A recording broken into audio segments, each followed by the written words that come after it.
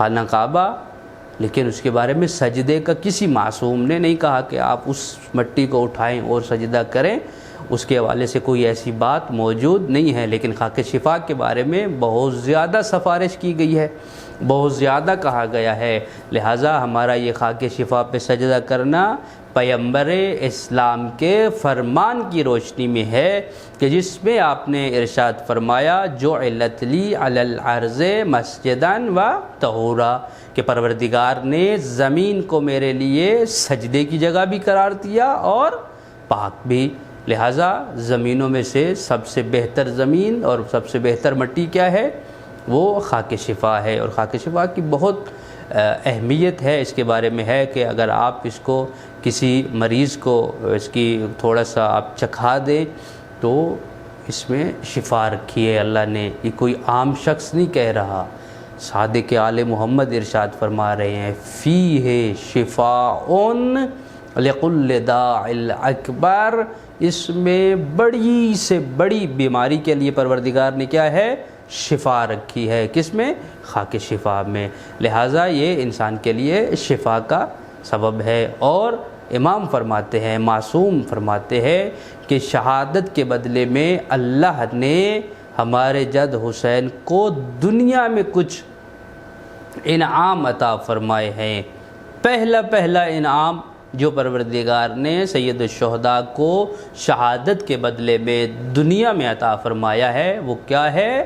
الشفاء فی تربۃ الحسین، کہ پروردگار نے کسی بھی مٹی میں شفا نہیں رکھی، ہاں اگر رکھی ہے تو وہ تربت حسین میں، جو امام حسین علیہ السلام سے منسوب ہے، اس میں کیا ہے؟ شفا رکھی ہے۔ لہٰذا اگر کوئی بیمار ہے تو اس کے حوالے سے بہت زیادہ حضرت کے معجزات موجود ہیں، حضرت کی کرامات موجود ہیں، حضرت کے اس طرح کے لوگ جو حاجت مند ہوتے تھے۔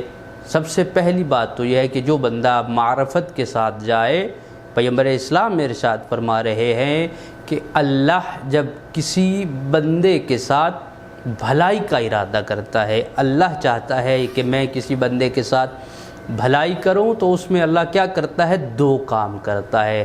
پہلا کام پروردگار یہ کرتا ہے کہ اس بندے کے دل میں امام حسین کی محبت ڈال دیتا ہے، اور اس کے ساتھ ساتھ دوسرا کام یہ ہے کہ اس کے دل میں محبت حسین کے ساتھ ساتھ امام حسین کی زیارت کی محبت ڈال دیتا ہے۔ پیغمبر اسلام تشریف فرما تھے اپنے گھر میں حضرت عائشہ کے ہاں کہ امام حسین تشریف لے گئے۔ جیسے ہی امام حسین تشریف لے گئے، پیغمبر نے امام حسین کو اٹھایا، سینے سے لگایا، تو بی بی نے سوال کیا کہ آپ کو اپنے نواسے سے بہت پیار ہے؟ تو حضرت نے جملہ فرمایا کیف لا تحب، کیسے میں اس سے محبت نہ کروں؟ دو جملے فرمایا یہ میری آنکھوں کی ٹھنڈک ہے اور یہ میرا سکون ہے۔ اس کے بعد ارشاد فرمایا آپ جانتی ہیں یہ میرا بیٹا کتنی عظمت رکھتا ہے، کتنا کمال رکھتا ہے؟ تو بی بی نے پوچھا، فرمایا جو بندہ میرے بیٹے کو شہید کر دیا جائے گا، شہادت کے بعد کربلا میں میرے بیٹے کا حرم بنے گا، روضہ بنے گا، جو بندہ بھی حسین کے روضے پہ جائے گا، یعنی میرے نواسے کے روضے پہ جائے گا، اللہ تعالیٰ اسے ایک مقبولہ حج کا ثواب عطا کرے گا۔ جب پیغمبر نے یہ کہا تو بی بی کی حیرت بڑھی، بی بی نے پوچھا ایک مقبولہ حج؟ بہرحال روایت کے لفظ ہیں کہ پیغمبر نے 7 حج کا تذکرہ فرمایا کہ 7 مقبولہ حج وہ حج کہ جو بارگاہ ربوبیت میں درجہ قبولیت رکھتے ہیں، اللہ اس کا ثواب زائر امام حسین کو عطا فرمائے گا۔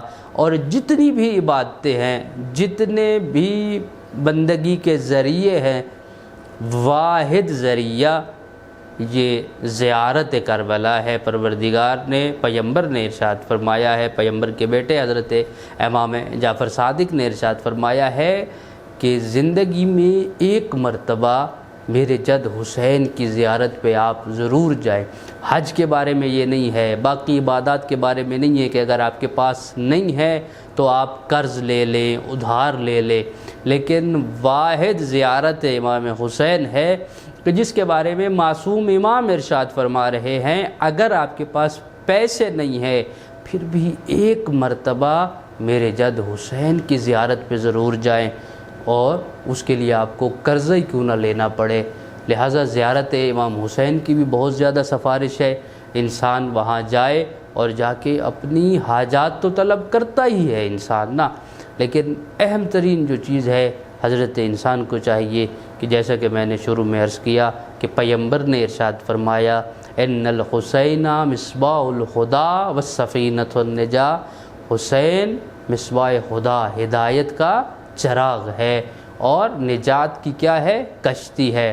لہٰذا دو چیزیں ہیں، اس چراغ ہدایت سے ہمیں ہدایت لینی چاہیے، امام حسین علیہ السلام سے اپنی حاجات ضرور طلب کرنی چاہیے، اللہ انہی کے وسیلے سے عطا فرماتا ہے۔ لیکن اگر انسان ہدایت طلب کرے، معرفت طلب کرے، تو وہ انسان کے لیے مادی فائدے بھی رکھتی ہے اور معنوی فائدے بھی رکھتی ہے۔ بچے مانگنا، اولاد مانگنا، رزق مانگنا، وہ تو اللہ انہی کے صدقے میں انسان کو دے دیتا ہے، کیونکہ وہ خالق ہے اور وہ اپنے بندے سے کیا ہے؟ محبت کرتا ہے، اور جو خالق اپنی مخلوق سے محبت کرتا ہے وہ وسیلے، بہانے، ہیلے سے کوئی انسان مانگے اس کی بارگاہ میں وہ عطا کر دیتا ہے۔ اور اگر جب آپ چلے گئے ہیں مظلوم کربلا کے حرم میں تو وہاں آپ جا کر مانگنا ہی ہے تو آپ اللہ سے معرفت مانگے، ہدایت مانگے، تاکہ یہ آپ کی دنیاوی اور اخروی زندگی کے لیے ایک طاقتور چیز ثابت ہوگی۔ جب انسان دروازہ حسین سے ہدایت لے گا تو اس وقت انسان کبھی گمراہ نہیں ہوگا۔ لہٰذا ایک چیز تو یہ رکھی کہ اللہ نے الشفاء فی تربۃ الحسین، حسین کی مٹی میں اللہ نے شفا رکھی ہے، اور جو بندہ بھی مولا کے پاس جاتا ہے، مولا کی بارگاہ میں جاتا ہے، تو امام حسین اس کا خود آ کر استقبال کرتے ہیں، خود آ کر۔ ایک شخص تھا، اس کے بارے میں ہے کہ وہ زیارت پہ جانا چاہتا تھا، کیونکہ لوگ پوچھتے ہیں آج کل مختلف وظیفے بتائے، عمل بتائے، ہم کیا کریں؟ بہت سی چیزیں ایسی ہیں جو دور جانے کی ضرورت نہیں ہے، آپ کے اپنے اطراف میں موجود ہے، اور سب سے بڑی شے آپ کے پاس، بڑی نعمت جس سے آپ استفادہ کر سکتے ہیں وہ آپ کے والدین ہیں۔ ان کی آپ خدمت کریں، ان کا آپ احترام کریں، یہ آپ کے لیے جنت بھی ہیں، یہ آپ کے لیے رزق و روزی کا سبب بھی ہیں۔